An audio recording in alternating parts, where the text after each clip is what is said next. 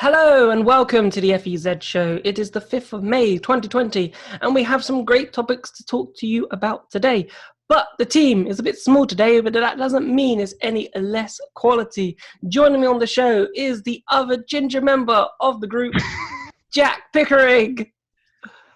A very good morning. I've made up for the lack of people based on my weight, so it's all good. That's such a horrible thing to say.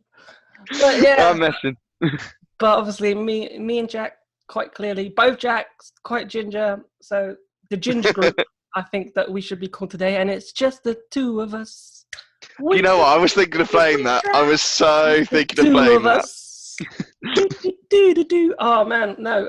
Look, it's going to be a great show. Even though, despite that, it's only two of us. We've still got plenty of topics that we want to talk about today. And the first topic, Jack, I want to talk about is this 2-year cycle. So obviously, we had the opportunity to speak to Jamie Regal, the Formula E CEO, after the virtual press conference, and we asked him about the 2-year cycle that they put in, obviously, to keep the costs down, and whether or not that will continue. So basically, it's going to be very confusing because for season 7, they've decided to save money.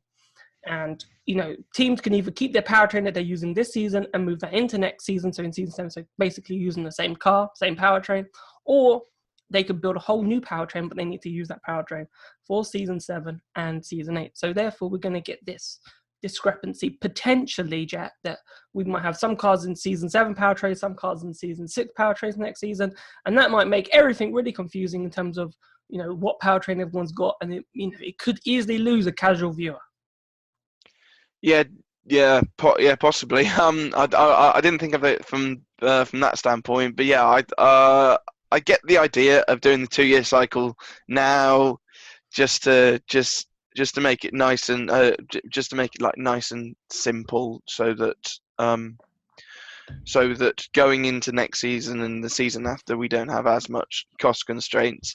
But doing it after that, I mean, if someone does it for season 7, then someone does it for season 8, and then they do a 2-year cycle, it's always going to be staggered. So I don't really see the point of that. I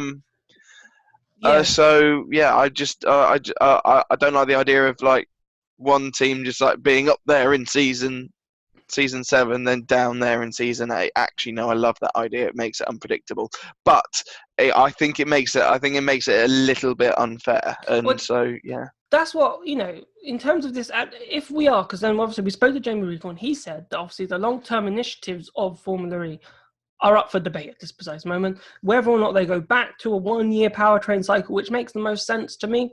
Whether they go back to that, whether they go to a 2-year cycle, keep it as a 2-year cycle. So that means when we go to season 9, we'll start this 2-year cycle again. Or even amazingly, he said, we could make it 3 years, which I think just way too long, because when you're thinking about EVs and moving forward at this precise moment, no way is that making electric vehicles move forward. We're not developing a powertrain every year. We've made tons of progress so far in these first 6 years. The amount of progress that Formula E has made is brilliant, and we're going to make another step further when we move to Gen 3. And all that technology is going to be fed into road cars eventually. But if you slow that down by doing a 2-year powertrain cycle or 3-year powertrain cycle, that brilliance is going to slow right down. Yeah, I mean, the technology in 2020 is going to be so much different to the technology that we're going to have in 2023. So I just don't see the real point in that. And also, these each generation of cars, I mean, like, this generation of car was only supposed to run for 3 years. They extended it to 4, and now they've extended it to 5 because of the whole coronavirus situation. And so it's something where you just make it for 1 year of that gen of car, and then you'd have it for basically the entirety of the time that you have that car. So that just makes it the same for 5 years. And so, if like the last couple of seasons, Tatisa is extremely quick out the gate and stay there, then they will be the dominant force, just like Mercedes is in Formula One. I mean, it's not the same like Mercedes is in Formula One. They just create cars that are brilliant every single year. But DS Techeetah would have the same car year in, year out, and just keep on winning in the same way they do. And props to them, they deserve it. But I think we we do need to like shuffle up the order every single year, because the thing is, it's a spec series, and the only thing that the teams that can really do is the drivetrain. So yeah, I feel that does need to change year on year. And, you're talking about that staggered approach earlier, which, it would be totally in effect if we were to continue. Let's say season 9 and season 10 continue at this precise moment with this 2-year powertrain cycle. So let's imagine, right, Techeetah, they decide that they're going to stick with their season 6 powertrain for season 7. So they make a whole new powertrain then for season 8, right? So if we don't continue with the 2-year cycle, you could argue that they're only going to use their new powertrain for the 1 year, which makes sense if you were then just cut it and go back to a 1-year spec series. But let's say if it continues for 2, so then they're going to make a whole new powertrain for season 8. They're going to have to then potentially must be able to keep that for season 9. They won't be allowed to make a new powertrain and then make a new powertrain again, so everyone has the same powertrain in season 9, so the 2-year works for everyone. I can't see that happening, because what's the point of that, if you know what I mean, Jack? Yeah, and also one of the points is that when we do switch to Gen 3, we will get up to 350 kilowatts of power. And if someone's stuck using the same powertrain from last year, they are going to be so slow in comparison.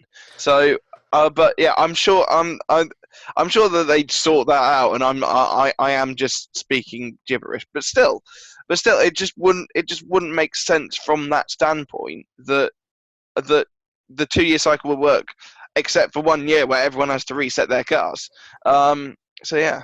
Exactly, that's the problem, right? Formula will put themselves in a predicament where they're going to say, right, this is the cut-off point. It doesn't matter if you've done a 2-year with that powertrain or a single year with that powertrain.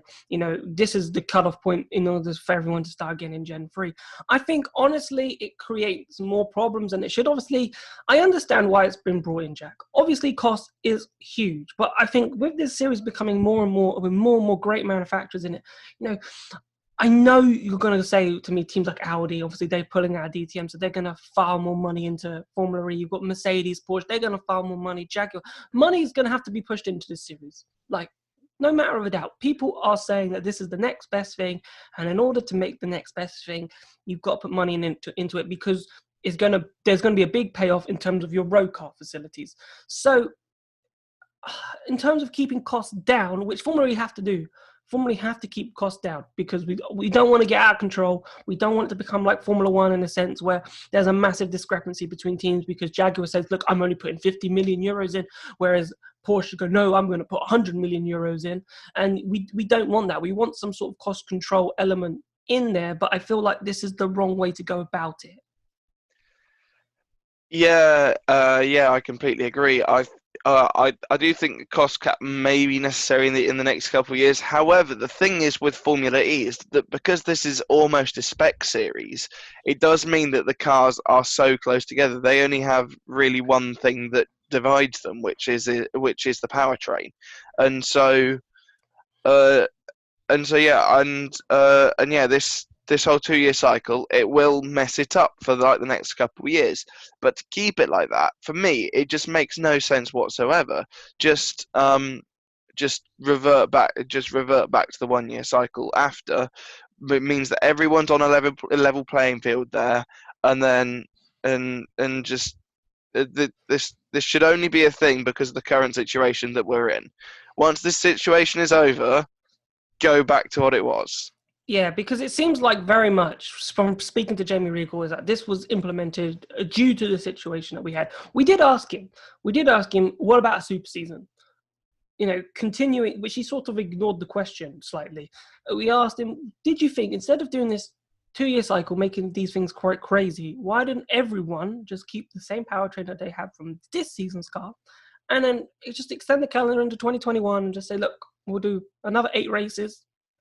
and we'll extend the calendar into June, and it will be all one big season. We've all used the same powertrain, and then we'll just develop a new car for the start of the 2022 season of Formula E.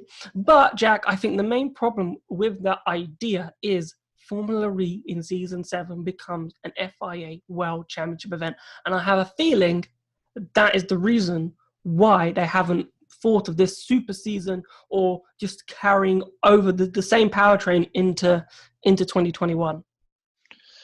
Well, yeah, this is such a big moment for Formula E. They've been building up to this since 2013 when they basically said, right, we are genuinely doing this, and they unveiled the first ever car at the Geneva Motor Show. This is what it's been building up to this entire time, and so to put that on hold is not something that Formula E nor FIA want to do, and so yeah, they want to get Season 7 started basically ASAP. But to do that, they need to still have 2 more rounds of the season. Just so people know, that means 2 more locations. It doesn't matter about the races. They need 5. They need 6 locations in a season. They've only had 5 locations. Even though Saudi Arabia was a double header. 4 locations because Saudi Arabia was a double header. So yeah, they need 2 more races to make it 6.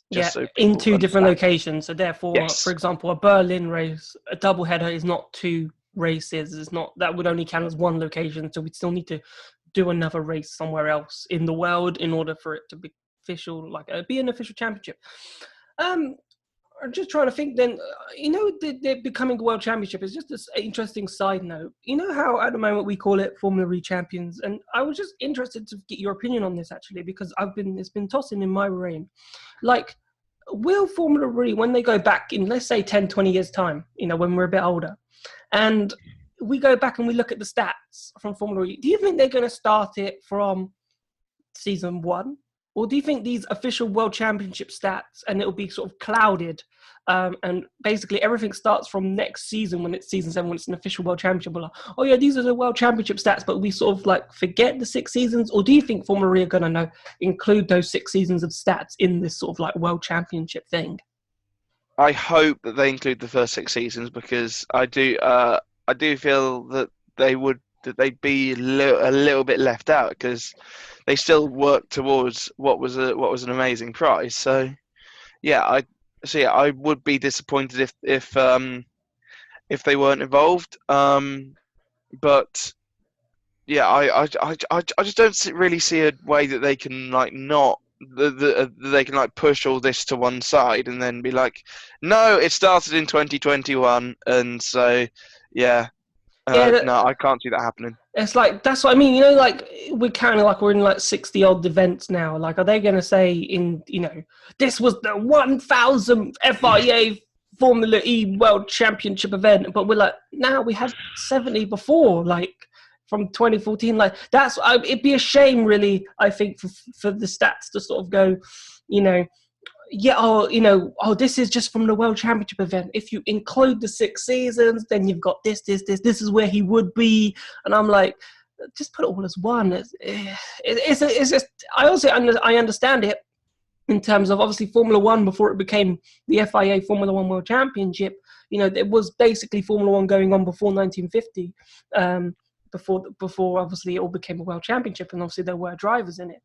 And you could say, well, they ain't talked about, but I just feel like in the modern world, considering how many races we've gone to, the progress that Formula E have made, it'd be a shame that John O'Verne, oh yeah, he was a double champion, but he wasn't a world champion, and I'm just that's a bit harsh.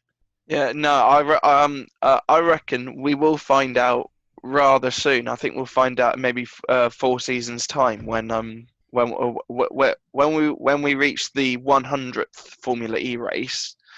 They will either say it's the 100th Formula E race, or they'll say it's the 45th or whatever, because we've still got 4 rounds of this season left to go. So yeah, we'll find out if in the 100th race they say it's the 45th race, or whether they say it's the 100th. So yeah. So moving on to what you said sort of earlier in terms of, obviously it's a spec series now. Formula E is it's not fully a spec series, but there is a lot of spec in it in terms of the chassis and the battery. So what I really want to talk about now, we've been talking about cost saving, and obviously this 2-year cycle thing is a massive cost saving technique. Whereas, obviously, if you look at Formula One, who obviously there's a lot of money, Ross Brawn sort of saying 175 million, I don't know if it was dollar or pounds, cost cap that will be put in place, I think, for 2021, which is a lot of money. And Formula E is nowhere near that kind of money at this precise moment. But if you start teams like Mercedes, like Porsche, and pay you any money, they want to start developing their own battery, because obviously batteries come from McLaren at this precise moment. Spark are producing the chassis of the Gen 2 car, and someone else will be doing the tender for the chassis for Gen 3 has gone out, and I'm sure Spark would have put their name in, as well as many other companies that would have put the chassis. But when do you think, Jack, Formula E will be let off the leash, and therefore, teams will be able to develop their own batteries, teams will be able to develop their own chassis? Well, yeah, it's an interesting question. I think it could be done relatively soon, but it's dependent on whether Formula E want to keep it as this as close as they wanted to. I don't see them being able to alter the chassis. I think the chassis they'll pick a tender and they can create the chassis. I don't think that's ever going to change. But the things like the battery and everything inside, like no one sees what's inside there. So yeah, unless they've got all the covers off. So yeah, I think that underneath the bodywork, they'll be able to do quite a bit of work at some point soon. On top of the bodywork, I think it will just stay the same at least for a while. Yeah, I can see that with the chassis, because you could argue that the chassis is not important, and Formula E are trying to make their cars look as sexy as possible and as futuristic as possible. So therefore, they're not going to say that, give the teams, like, you make the car, but you have to fit it to these specifications, which I suppose, Formula E could still have a control of that, rather than, but the teams would spend the money on it, and they obviously, like the regulations, like in Formula One, we see when 2021 cars, which will now be 2022, possibly 23, how that's changed, and how obviously Formula One cars have changed over time. I think it would be the same with Formula E, but obviously money will be like sky high. Whereas the battery is the interesting thing for me. Like, I think teams all manufacturers basically will be wanting to do with the battery and work with the battery, simply because it's the king of an electric powertrain. The battery is the king, because that determines how much range you get. It determines how efficient your car is. It encompasses the whole powertrain. And if your powertrain doesn't work with the spec battery from McLaren at this precise moment, your efficiency is going to be poor. You're not going to get, and that therefore will affect your range. Therefore, you'll have to do more regen during the race. But if you can develop a battery where you don't have to do as much regen, because it sort of regens energy by itself. It doesn't lose energy. Obviously, that's really expensive. And it is, speaking to manufacturers, the battery is the most expensive part of the powertrain, and Formula E cars of teams obviously don't have access to that yet. But I feel like at some point, Mercedes, Porsche, Audi, Jaguar, they'll be like, Nissan will be like, I want to develop my own battery. Therefore, that should speed up our electric road car vehicle, because we'll be testing stuff which we can put directly from our race car into our road cars and help increase the range of electric vehicles, because that's what we all want. That's what the world is waiting for. The world is waiting for electric batteries to have enough range as a petrol car. Therefore, there'll be more charging stations around the world. Therefore, there's more reason now to buy an electric car. Well, yeah, you basically summed up perfectly there, Jack. Yeah, I think that the battery will be the next thing that Formula E will allow the manufacturers to have a look at and then make for themselves. Right now, it works well because they're all spec batteries. It means that there's no biases anywhere, which is fantastic. But yeah, having a battery, having teams having their own battery makes perfect sense. Yes, and as you said, it will speed everything up, and so maybe not for like the Gen 2 Evo or something, but maybe announce, or maybe even for the Gen 3. But Gen 3 or Gen 4, they should probably announce do your own batteries, because it would seriously help the world's charge into the future with electric vehicles. Because the thing is, for me, is when do Formula E want to say, right, we've made a direct impact? Right. We're 4 years out now from being 10 years old. We're 4 years out. And, might go back in 10 years and say, okay, what have Formula E achieved from 2014 to 2024 on the road car aspect? Like, how much of that technology has fed through? And at this precise moment, obviously 4 years, a lot can change. But at this precise moment, you're going to say, well, not much has changed. Yes, the world has sort of moved that way, but I don't think that the world was going to, has moved any faster than it probably would have in those 10 years, if that makes sense. So I think for Formula E to then say, look, we are now doing this, it's like our 10th anniversary. If they say on the 10th anniversary of the series starting, for that 2024-2025 season, right, you can now have the battery. Okay, because we've done 10 years, we've made great progress, we need to now make more progress, because 2025, we're 15 years away. We're 15 years away from not having any petrol cars being produced anymore in terms of a car. So if we're not ready for 2040, Formula E hasn't done its job.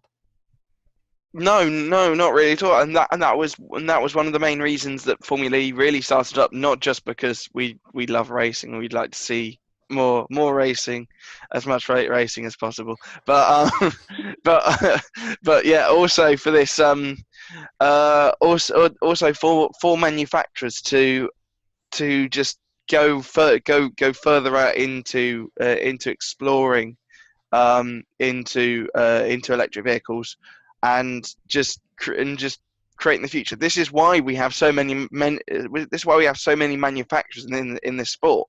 They all want to come to Formula E to just extend the possibilities of their road cars, test out the stuff that they want to do for their road cars in a race car on a track, and then when the season's over, shove it into one of their road cars, and off it goes into the world.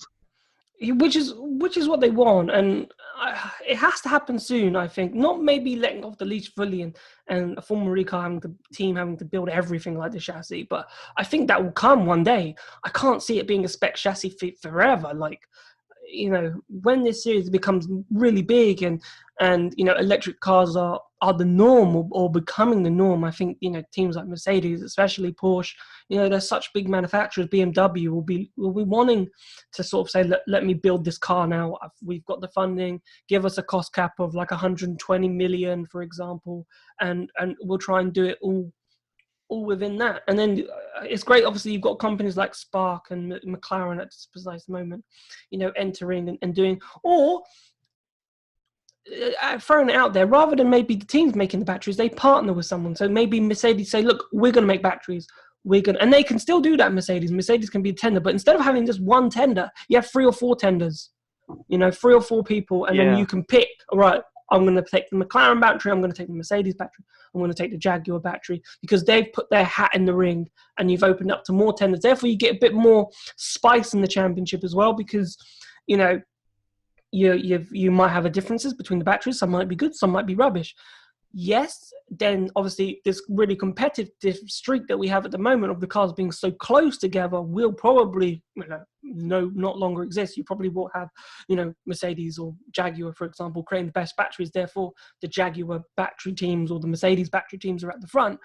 But that drives progress, because if you are a BMW battery owner and BMW haven't built a good battery, then BMW know that you got to catch up, and obviously BMW have got the funds to catch up. So that could make it more fun as well. And so rather than opening up to every manufacturer making their own battery, you could maybe open it up to a tender to, rather than just have one person doing it, you could have 3 or 4 manufacturers technically doing the battery development. Yeah, totally. I would. I'd like to see that. Just having like even if they don't say, all of you make your batteries now. No, you can. Yeah, yeah, you can go to just go, just put this tender out, see if the teams come back to you, and then and then just have maybe like three or four of them. I think that sounds like a brilliant idea. You should start running Formula E, Jack. Imagine me running Formula E. Oh God. It'd be great. I don't know what I'd do, but yeah, I don't know what I'd do. I don't know. We'll leave that one. But honestly, I think at some point Formula E have got to say, right, we can't keep, just going through the same process of one chassis partner, one battery partner, because, yes, we have made tons of progress. Yes, it's been brilliant, but I feel like we need more.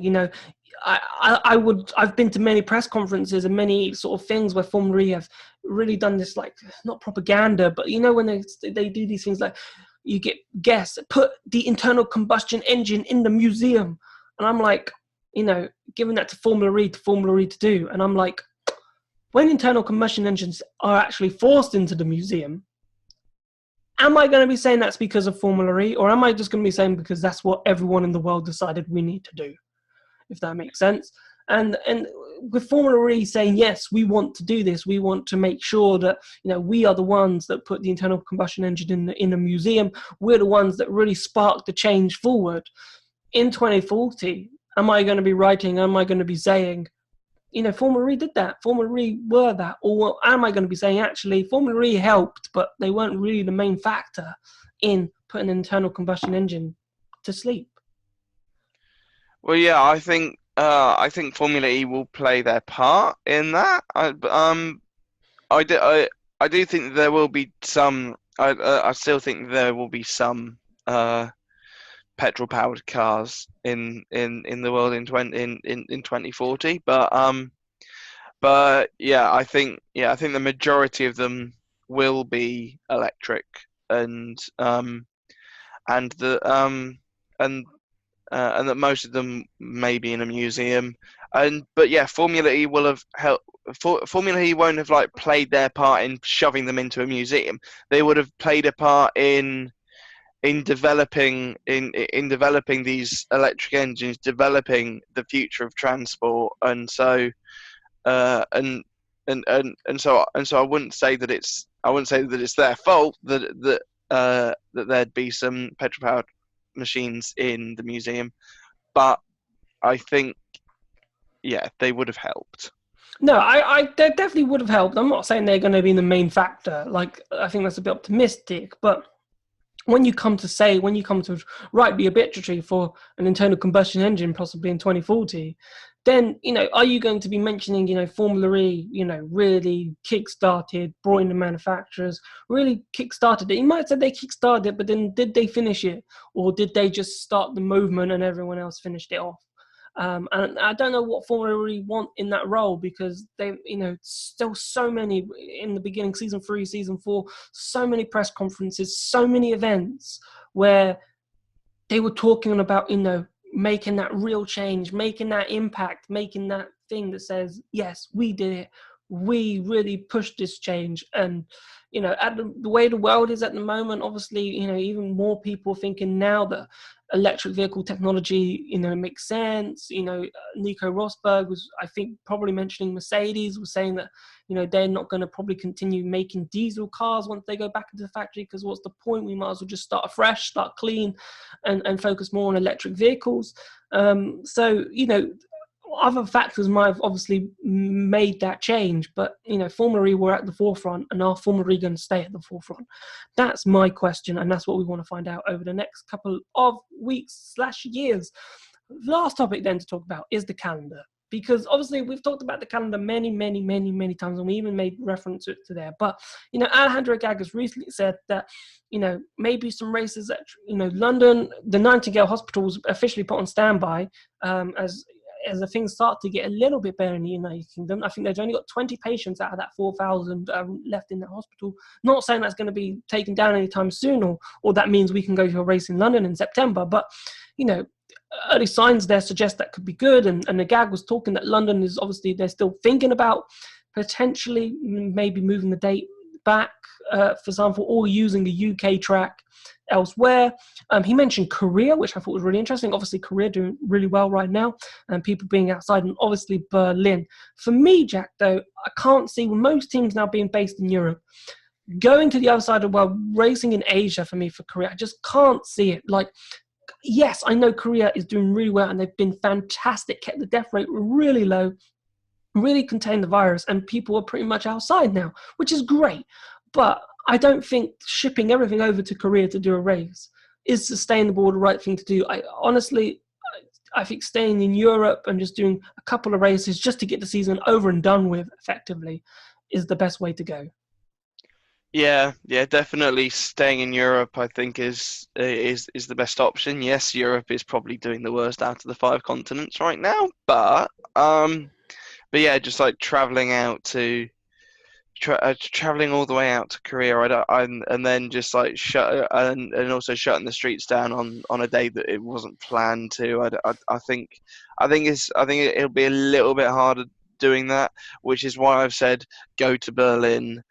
Because it's not on streets, it's easier to shut down and everything, just Formula E, and then go to a racetrack like I said way back in our first episode. Go to Valencia, because that's where all the Formula E cars are stored right now, and yeah, do a race around